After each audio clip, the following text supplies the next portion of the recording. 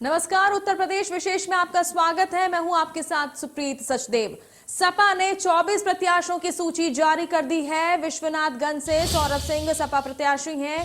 रानीगंज से आर.के. वर्मा, फाफामऊ से अंसार अहमद, महनौन से संदीता शुक्ला, सरबगंज से रामभजन चौबे, मनकापुर से रमेश चंद्र गौतम, गौरा से संजय कुमार, हरैया से त्र्यंबक पाठक, मेंदावल से जयराम पांडे, खलीलाबाद से अब्दुल कलाम, नौतवा से कौशल सिंह, सिसवा से सुशील टेबरीवाल, पनियरा से कृष्णभान सिंह, गोरखपुर शहर से सभावती शुक्ला, पडरौना से विक्रमा यादव, रुद्रपुर से प्रदीप यादव, सगड़ी से एच.एन. पटेल प्रत्याशी हैं।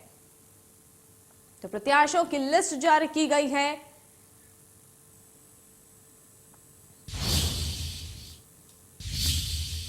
खबर मुजफ्फरनगर से, जहां पर खतौली में सीएम योगी की जनसभा। अब कांवड़ यात्रा पर रोक नहीं लगती, सीएम ने बात कही। सपा और बसपा को अंधेरा पसंद है, दूसरे दलों के नेताओं में नैतिकता नहीं। 82 लाख किसानों का कर्ज माफ किया, तो 1,58,000 करोड़ गन्ना बकाया भुगतान किया है। सीएम ने बात बताई। विपक्ष ने विकास को बाधित किया। अपराधी अब यूपी से पलायन कर रहे हैं। यूपी में फ्री में राशन वैक्सीन मिल रही है। खतौली में 100% कोविड वैक्सीनेशन हुआ। कोरोना की तीसरी लहर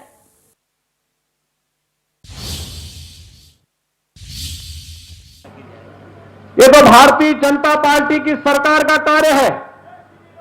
समाजवादी पार्टी और बहुजन समाजवादी पार्टी और कांग्रेस की सरकार का भी कोई विकास है क्या? उनके समय में बिजली मिलती थी क्या?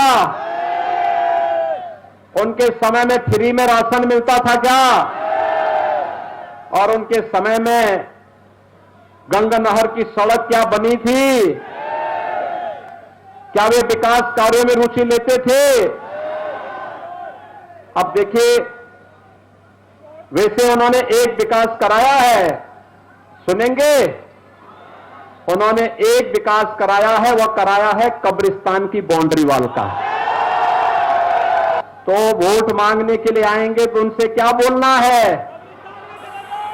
कि कब्रिस्तान में जाइए, वहीं से वोट भी।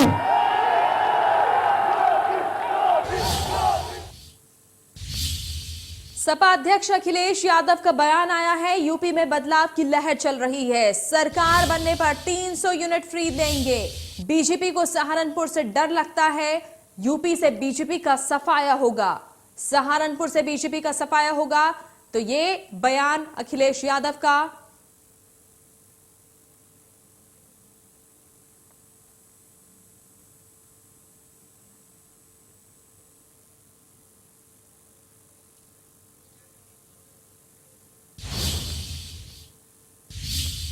सदर विधानसभा की बीजेपी प्रत्याशी अनुपमा जायसवाल के नामांकन में बहराइच पहुंचे बीजेपी नेत्री अपर्णा यादव ने राजपूतों पर तंज कसते हुए कहा कि अब तक जितनी भी लड़ाइयां हुई हैं उसमें राजपूतों से आगे यादव रहे हैं। वहीं उन्होंने ये भी कहा कि हमारे लिए पार्टी से बढ़कर राष्ट्रवाद है। इसके लिए हमने राजनीति के लिए भारतीय जनता पार्टी को चुना। जब इस विश्व में और जब इस आर्यवर्त में लड़ाई हुई, युद्ध हुआ, तो वो राजपूत नहीं थे जो आगे चलते थे, वो यादव भाई थे जो आगे भाला लेकर चलते थे। आपको किस तरीके की सरकार चाहिए? दंगा कराने वाली या दंगा रोकने वाली? हमेशा राष्ट्र को अपने जीवन में बहुत ऊंचा स्थान दिया है और आज भारतीय जनता परिवार में इसीलिए सम्मिलित भी हुई हूँ क्योंकि मेरे पास जो एक देखने की क्षमता है, एक युवा होने के नाते, एक महिला होने के नाते, मुझे वो सारे गुण दिखे आदरणीय यशस्वी प्रधानमंत्री श्री नरेंद्र मोदी जी में। जो उनका एक राष्ट्रवाद है, हर चीज पे सोचना। हर पार्टी अपने तरह से कहती है कि हम लोगों के लिए काम कर रहे हैं, मगर मैं बताना चाहती हूँ, ये मेरा नजरिया है मित्रों, कि भारतीय जनता पार्टी वो पार्टी है जिसने देश के संस्कारों को पुनर्जीवित किया है।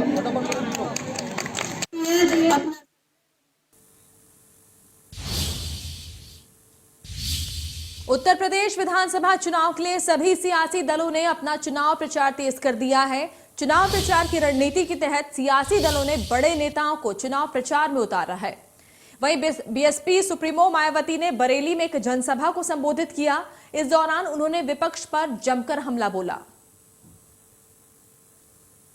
सुप्रीमो मायावती आज बरेली में मंडल स्तरीय रैली को संबोधित करने के लिए पहुंची और उन्होंने मंच से विपक्षी पार्टियों पर जमकर निशाना साधा। साथ ही साथ उन्होंने कहा कि बरेली मंडल में मुसलमान प्रत्याशी नहीं उतारे गए हैं और बरेली में मुसलमानों की संख्या बहुत ज़्यादा है, लिहाजा जो विपक्षी दल हैं उन्होंने टिकट बांटने में उनके साथ किया है। बरेली में बड़ी संख्या में लोग यहाँ पर मौजूद थे, कुछ महिलाएं भी रैली में मौजूद थी। उनसे बात करते हैं कि मायावती की आज की रैली के क्या मायने हैं। क्या नाम है आपका? ये रैली आप आए यहाँ पर जी को आपने सुना, लगा कि इस बार जो करंट है वो दिखाई दे रहा है।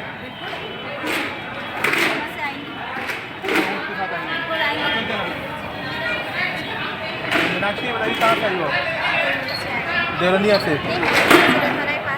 पिथौरा के पास। ये बताइए इस बार जो चुनाव हुए हैं सब लोग कह रहे हैं भारतीय जनता पार्टी आपको क्या लगता है?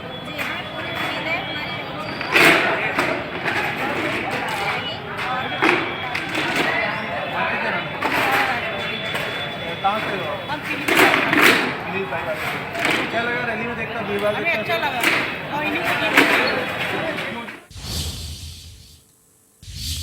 और अब खबर आगरा से। ताज नगरी पहुंचे भीम आर्मी प्रमुख चंद्रशेखर ने बीजेपी पर निशाना साधा। भीम आर्मी पार्टी सभी समाज और वर्गों की पार्टी है। 5 सालों में विपक्ष के रूप में काम करने वाली पार्टी गोरखपुर से योगी के खिलाफ विजयी होने का दावा किया।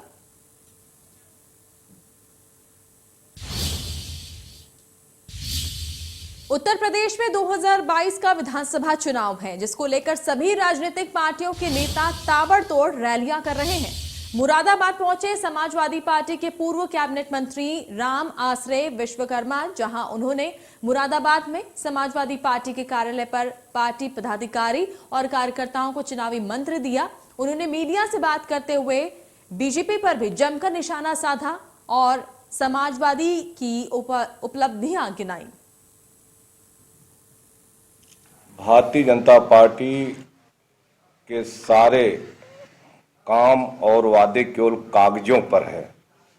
जमीनी हकीकत में या जनता के बीच में एक भी काम उनका कहीं दिखाई नहीं दे रहा है। जहां तक बिजली की बात कर रहे हैं, बिजली तो समाजवादी पार्टी की सरकार की है। जो बिजली उत्पादन के पावर प्लांट लगाए गए थे और पुराने पावर प्लांट की क्षमता माननीय नेताजी के, माननीय श्री अखिलेश यादव जी के सरकार के कार्यकाल में बढ़ाई गई थी और 2016 में उत्तर प्रदेश को 24 घंटे बिजली देने का काम समाजवादी पार्टी की सरकार में किया गया था। तो दंगा कराने वाले तो भारतीय जनता पार्टी के लोग थे, ये आरएसएस के लोग थे। दंगा तो यही कराते हैं। अब जो पश्चिमी उत्तर प्रदेश में दंगा हुआ, उसके आरोपी को तो इन्होंने विधायक बना दिया, जो सधना से चुनाव लड़ रहा है। आज बिजनौर में माननीय प्रधानमंत्री जी का कार्यक्रम इसलिए निरस्त हो गया कि वहां पर भीड़ नहीं जुटी और भाजपा के लोग तर्क दे रहे हैं कि खराब मौसम के कारण प्रधानमंत्री जी नहीं आ सके, बल्कि भारतीय जनता पार्टी के बिगड़ते हुए मौसम और खराब मौसम भारतीय जनता पार्टी का होने के कारण प्रधानमंत्री जी नहीं आए। और महाराष्ट्र के कैबिनेट मंत्री एनसीपी के कद्दावर नेता नवाब मलिक ने ओवैसी की आड़ में योगी और बीजेपी पर हमला किया। नवाब मलिक ने गर्मी निकालने वाले बयान पर कहा कि योगी पहाड़ी आदमी है। इंडिया न्यूज से खास बातचीत करने के लिए मेरे साथ मौजूद हैं नवाब मलिक साहब और आज जानते हैं इनसे, क्योंकि बुलंदशहर के अनूपशहर में केवल एनसीपी गठबंधन से एक ही प्रत्याशी के शर्मा जी को यहाँ टिकट दिया गया है। सर, इंडिया न्यूज पर खास बातचीत करने के लिए आपका बहुत बहुत धन्यवाद। जी धन्यवाद। एक चीज ये मैं जानना चाहूंगा, सबसे पहले आपने केवल एक ही सीट बुलंदशहर के शर्मा जी को मांगा था, और क्या उनकी कंडीशन इस वक्त चल रही है? देखिए, पिछले 15 दिनों में तीसरी बार हम इस विधानसभा क्षेत्र में आए। पूरी तरह से सपा रालोद के कार्यकर्ता दिलो जान से लगे हुए हैं। पूरी तरह से बदलाव के मूड में जनता है। अखिलेश जी, जयंत चौधरी जी का भी रोड शो 32 किलोमीटर का विधानसभा क्षेत्र में हुआ। हमें लगता है कि के शर्मा एक अनुभवी नेता है। जनपद के वो जिला परिषद चेयरमैन रहे हैं और जिस तरह से जनता का समर्थन मिल रहा है, हमें लगता है इस बार वे जीतेंगे और बुलंदशहर की 7 सीट पर इस बार रालोद, सपा और एनसीपी के सारे उम्मीदवार जीतेंगे। बुलंदशहर में योगी जी भी 3 जनसभाएं कर चुके हैं और खासकर योगी जी ने बुलंदशहर में ही कहा था कि 10 मार्च के बाद में गर्मी निकल जाएगी, गर्मी निकाल देंगे। क्या सर कहना है आपका?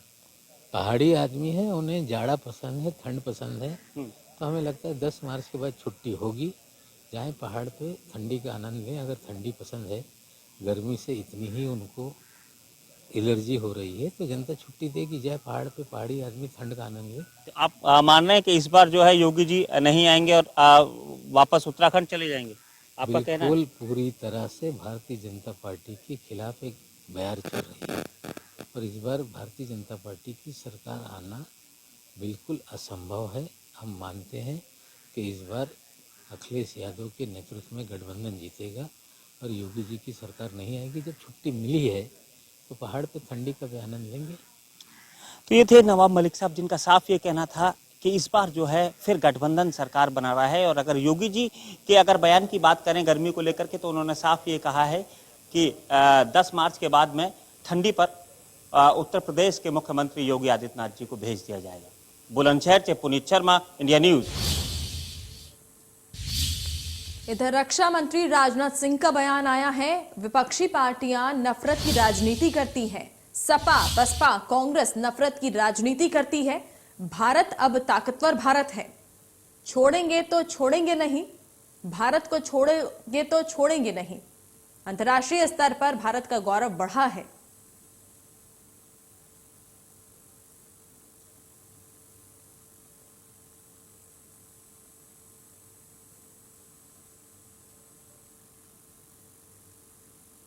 तो राजनाथ सिंह ने बयान दिया है, विपक्षी पार्टियां नफरत की राजनीति करती है। कई बयान उन्होंने दिए विपक्षी पार्टियों को लेकर।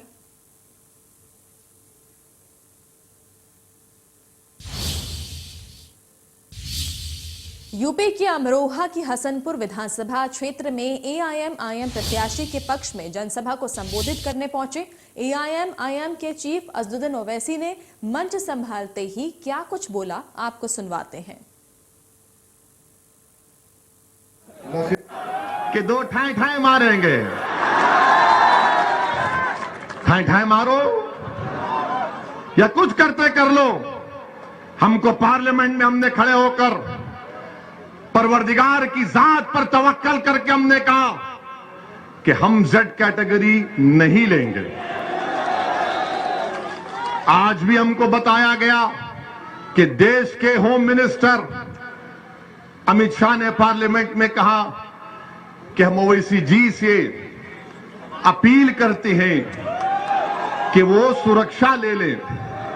हम देश के होम मिनिस्टर से ये अपील करते हैं कि असदुद्दीन ओवैसी की जान की कीमत वो जो उत्तर प्रदेश के CAA के प्रोटेस्ट में 22 लोग मारे गए उनसे बढ़ के नहीं है। आपको बताना चाह रहा हूं कि योगी आदित्यनाथ अपने भाषण में कहती है कि मैं मई जून में सर्दी पैदा कर दूंगा। मुख्यमंत्री है और कहते हैं कि मई जून में सर्दी पैदा कर देंगे। मुख्यमंत्री आपको तो मौसम वैज्ञानिक बन जाना चाहिए। यहां गाजियाबाद में असदुद्दीन ओवैसी के हेलीकॉप्टर को लेकर राजनीति हो रही है। मौजूदा विधायक और बीजेपी प्रत्याशी नंदकिशोर गुर्जर ने क्या कुछ कहा, आपको सुनवाते हैं। नहीं, हमारा नाम नंदकिशोर गुर्जर है, तो हम जो कहते हैं वो करते हैं। आज तक हमने जो बोला वो किया है। जो व्यक्ति हिंदुओं का कत्ल करने की बात करता हो कि 15 मिनट के लिए पुलिस हटाओ, सारे हिंदुओं को काट दूंगा। जो व्यक्ति कहता हो कि मोदी जी हिमालय चले जाएंगे, योगी जी मठ में चले जाएंगे, हिंदुओं तुम्हारा क्या होगा, तो हमने उसको औकात बता दी उसकी कि हिंदुओं अकेला नंदकिशोर गुर्जर काफी है। यहाँ नहीं, अभी तो हैदराबाद में मारूंगा जाके। मतलब राजनीतिक तौर से बोल दिया था एक दिन पहले। हमने कहा था कि इस तरह का व्यक्ति जो दंगा कराना चाहता हो या बवाल कराने के लिए आता हो, उस आदमी का हेलीकॉप्टर नहीं उतरेगा यहाँ। वो आया धोखे से, हमने टीम लगाई थी कि उसको पकड़ना है, पकड़ के कानून के हाथ करना, हवाले करना है उसको, लेकिन वो वहां से भाग गया।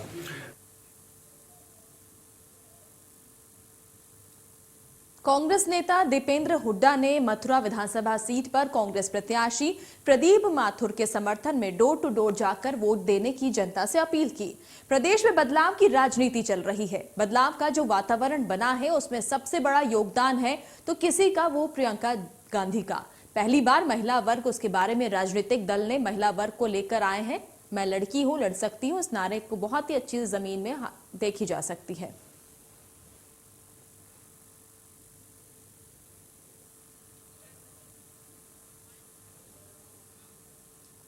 बदायूं 2022 के विधानसभा चुनाव में भले ही कोरोना के कारण रैलियों पर रोक लगी हो, लेकिन बदायूं की सहसवान विधानसभा सीट पर एक ऐसा प्रत्याशी है जिसके पक्ष में अमेरिका के कैलिफोर्निया में रैली आयोजित की गई। प्रत्याशी का नाम है डीके भारद्वाज। ये सहसवान विधानसभा सीट से बीजेपी की प्रत्याशी हैं, जिनकी वजह से कैलिफोर्निया में भी गाया गया कि जो राम को लाए हैं हम उनको लाएंगे।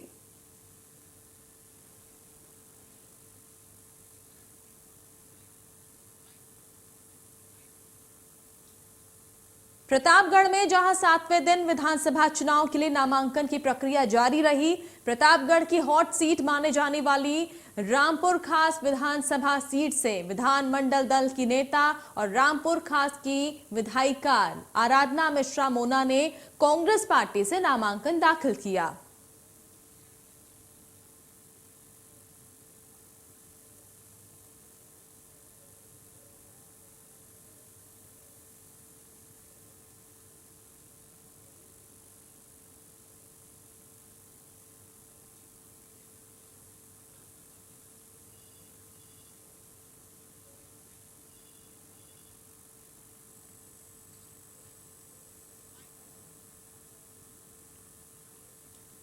तो बीजेपी प्रदेश अध्यक्ष सत्येंद्र देव जी से खास बातचीत की हमारे सहयोगी ने, आइए दिखाते हैं।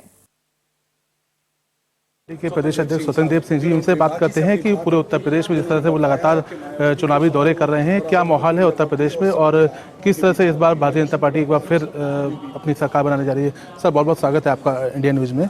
सबसे पहले जानना चाहिए, एक पिछली बार रिकॉर्ड तोड़ सीटें मिली थी भारतीय जनता पार्टी को, इस बार क्या माहौल? हमेशा रहा। 214 में भी प्रचंड बहुमत है, 2017 में 19 में, 2022 में भी जनता ने प्रचंड बहुमत के साथ सरकार बनाएगी और मुझे मौका देगी अपनी सेवा के लिए। विपक्षी दलों का आरोप है कि भारतीय जनता पार्टी जुमलेबाजी की पार्टी है और केवल गरीबों को मुफ्त राशन देकर मुफ्तखोर बनाने का काम कर रही है। आप मेरे को पूछो, उनको 18,000 मिला था मकान बनवाने के लिए 5 सालों में। सपा ने 18,000 नहीं बनाए। योगी जी ने 5 साल में 43 लाख मकान बनाकर थारू, दलित बनटांगिया को, मुसहर को कोई पुरसा हल नहीं था, पक्का मकान दे दिया।